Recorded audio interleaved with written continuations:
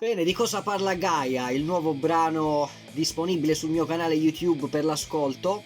Beh, innanzitutto vi consiglio di ascoltarlo. Penso di averlo detto un sacco di volte. Una cosa bella della musica è anche il fatto di poter interpretare un brano. Ognuno ha l'opportunità di interpretarlo come vuole. Tornando a Gaia, Gaia è un brano che racconta una personalità o più di una presenti nella stessa persona.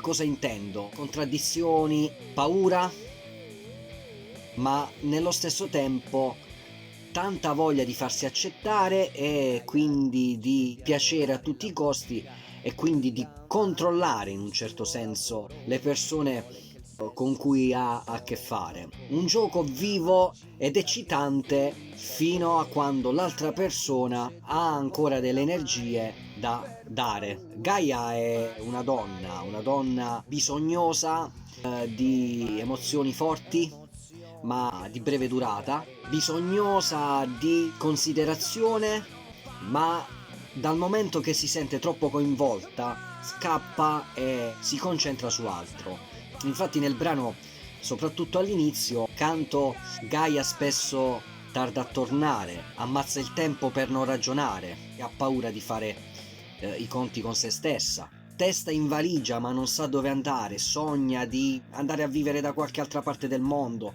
semplicemente sogna di evadere e cerca un antistress da impugnare, o meglio cerca compagnia, approvazione e tanto altro, oserei dire in maniera ossessiva. A prescindere dalle esperienze, ognuno lo fa a modo suo. Per dire, io attraverso la musica spesso canto e suono esperienze personali, ma a prescindere da questo, al mondo d'oggi non è difficile incontrare, incrociare delle personalità del genere.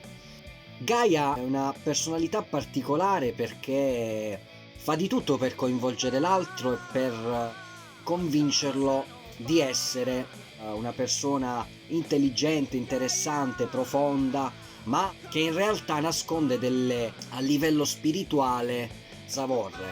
Ovviamente nessuno è perfetto, ognuno di noi ha le proprie paure. La cosa che fa la differenza è la voglia di crescere e soprattutto di aprirsi al nuovo, ma davvero, e a tutto ciò che l'umanità ci offre. La differenza la fa la sincerità, quella vera, l'onestà e la voglia di entrare davvero in relazione con l'altro, ma in maniera profonda, in maniera non solo mentale e farlocca. Detto questo, vi invito ad ascoltare il brano che è presente su YouTube da diverse settimane. Che dire, buon ascolto!